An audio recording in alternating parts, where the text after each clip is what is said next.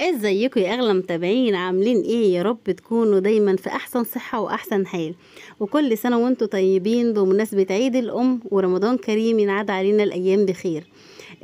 فعايزة اقول لكم انتوا وحشيني جدا جدا، واني انا منزله لكم الفيديو ده عشان بس اعرفكم اني انا والله يعني غصب عني مش قادره انزل لكم فيديوهات تانية لشرح الجاكار.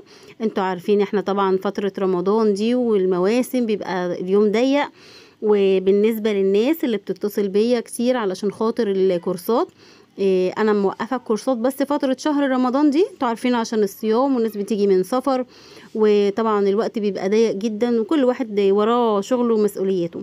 فانا مأجله الكورسات لحد بعد العيد سواء حضور او اونلاين. طبعا انا عايزه اقول لكم ان الفيديو ده ملخص يوم كامل. اليوم دوت كان حصتين.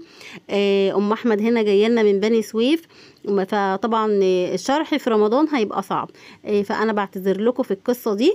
بالنسبه برضو شرح الفيديوهات ان شاء الله برضو هنرجع بعد العيد باشكال جديده يعني حلوه، والكنب اللي في قلب العمود يعني التفاصيل دي كلها تمام. احنا هنا كنا اول حصه طلبت طقم، تعرف طبعا الفرق بين الكرانيش والمن غير كرانيش وازاي تحسب حسبتها. هي بسم الله ما شاء الله في بلدها هتبدأ تتوسع في شغلها، وبدأت تنزل فعلا لمحلات جملة. هنا برضو بقول لكم البنت بتاعت الدفايات من الفيوم، ما شاء الله احنا لسه شغالين دفايات لحد دلوقتي، طول السنة شغالين في الدفايات للعرايس طبعا اللي بتجهز. فيعني صحيح انا غبت عليكم شويه كده بسيطه صغنونه بالفيديوهات، لكن كل اللي بيعوز اي حاجه سواء على التليجرام او على الفيسبوك او على الواتس او حتى هيتصل بيا على تليفوني، انا برد على كل الناس. واللي مزنوق في اي استفسار واقف قدامه اي حاجه، انا تحت امر الجميع.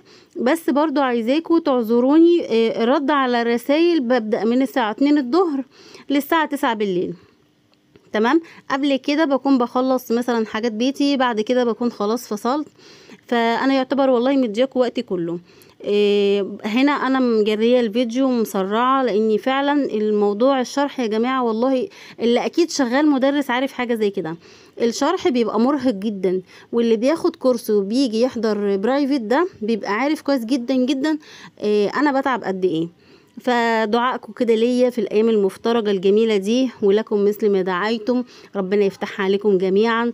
والله ربنا يعلم فعلا اني انا بتمنى الخير للجميع، وبتمنى لكم كلكم ان انتوا تحققوا احسن ربح وتنجحوا احسن مكاسب.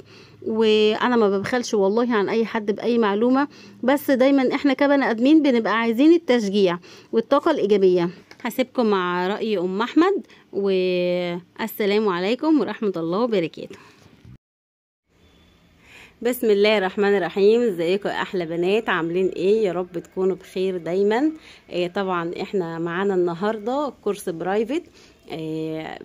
استاذه سحر جايه من بني سويف. يلا يا استاذه سحر قولي لنا بقى، قولي للبنات وشجعيهم واديهم طاقه ايجابيه كده. عملتي ايه وجايه منين واستفدتي ايه؟ واحكي لهم بقى كده الكورس نفع معاكي وفادك ولا لا؟ بسم الله الرحمن الرحيم. اخواتي واصحابي اللي طبعا بيتفرجوا على قناه مدام ولاء، ما شاء الله عليها، ربنا يبارك لها يا رب. من قبل حتى ما اخد الكورس عندها والله انا اتعلمت من القنوات بتاعتها، وعملت الانتريه كامل يعني. وبعد كده وبعد ما عملته خلصته خالص رحت رنيت عليها، ومن غير هي ما تعرفني والله، ورنيت عليها وكلمتها، وهي اسلوبها كويس جدا جدا بالامانه يعني. مش بشكر فيها عشان هي بيتها والله ابدا. تسلمي حاضر. فمن غير ما تعرفني فادتني، وقالت لي لو انت عايزه اي حاجه اضيفك على الجروب بتاع على الواتس، واللي انت عايزاه انا تحت امرك، ومعاك من الساعه 2 من الساعه 9 لحد الساعه 2 اي سؤال انت العكس. معاك من الساعه 9 للساعه 2 الساعه 2 من 2 الظهر ل 9 يا جماعه، عشان هما بيلخبطوني والله بيتعبوني وحياة ربنا في الرسائل. الساعه 2 للساعه 9 يا دوبك بقى بفوق فيهم. وربنا يبارك لها يا رب. وجيت فعلا خدت حصه. تسلمي يا رب يخليك. جيت الاول خدت حصه، خدت مقاسات الركن، لان انا عندي في بلدي بمعنى صح الركن اكتر حاجه شغاله. استاذنك بس اقول لهم على حاجه. هي اول ما جت قالت لي انا بعرف افصل وعملت حاجات فهي ايه بقى؟ عايزه اعرف بقى اللي انت كنت بتعرفيه ده يعني اضفت لك حاجه ولا؟ انت اضفت لي يا رب يخليكي يا رب يبارك لك. لا والله هي جت فرجتني على شغلها. لا والله من القناه جميل جدا، بس طبعا يعني بيبقى فيه تكات غصب عني والله. يعني انت كمتابعه في القناه انا بشرح والله كل حاجه بالتفصيل، ما بحبش اسيب حاجه، بس بيبقى فيه تكات كده انتوا لما بتيجوا بتسالوا عليها فبتلفتوا نظري ان انا اقولها، فاهماني؟ أيوة. بس بصراحه يعني انا جيت وخدت اول حصه، اتعلمت المقاسات دي، كانت اهم حاجه عندي. يعني كذا حد كنت بعرض شغلي من غير ما ابدا، يعني انا بعمل لنفسي كده يعني.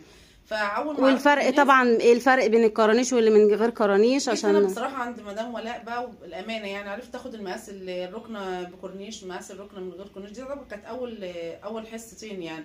خدنا المقاسات وشرحت لي بصراحه جميع المقاسات الركنه ونفذنا. انت ما مشيتيش فاضيه يعني. بزاويه بكورنيش برضه. انا ما بحبش اطلع حد خالص ماشي على فكره من غير ما يحس ان هو بانتاجه.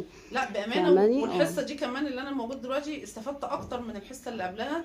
نفذت ركنه كامله عملي وما شاء الله، الله يبارك لها الله يبارك لها وربنا يوسع. وانا يعني هوعدهم مش هنزل فيديو ده برضو غير لما انت تروحي تقفلي الركنه خالص وتصوريها من عند العميله وتطمنينا ان العميله عجبتها وكده. لا هي ان شاء الله ما شاء الله يعني. حتى الصور اللي احنا دلوقتي بننفذ كده بنمكن على ايدينا وبنصورها بصراحه ربنا يعني جميله جميله يعني. عايزه اقول لك ان في بنات من القناه والله بقوا فرحانين بقصه السراجه دي، وبقوا يسرجوا ورايا ويصوروا لي سراجتهم. يعني فاهماني؟ عملنا كنبتين، كل كنبه بيد يمين ويد شمال، وكنبه اللي داخله جوه عمود دي برضو وزاويه طبعا. يا رب كده تبقي انتي طاقه ايجابيه ليهم والست جايه من بني سويف يعني من اخر الدنيا الساعه 6 الصبح. والله انا عايزه اقول لك في بيجي من ابعد منك على فكره. يا رب يبارك لكم يا رب، ويجعله في ميزان حسناتكم على فكره. يعني السقعه والبرد وكل خطوه في ميزان حسناتك، لان انت يا رب يخليك يا رب. والله يا حبيبتي انا بيتي مفتوح لكم كلكم كانكم اخواتي والله. يا رب يخليكي بقى واحلى شير ولايك. انا حاسه ان انا قاعده بصي في وسط عيلتي وحياه ربنا. خلاص هننزل الفيديو ده لما ان شاء الله تصوريه من عند العميله وتطمنينا ان شاء الله باذن الله. يلا مش عايزه اي حاجه؟ قولوا لهم بقى باي باي. مع السلامه. تسلم ايدك يا مدام ولاء، تسلم ايدك تسلم ايدك تسلم ايدك. بسم الله ما شاء الله، الله اكبر على ايدك يا رب. ممتازة في كل حاجة، في التسليم وفي المقاسات وفي كل شيء. تسلم ايدك يا مدام ولاء. صراحة الركنة اتغيرت تماما. تسلم ايدك تسلم ايدك. ميرسي، شكرا ليكي.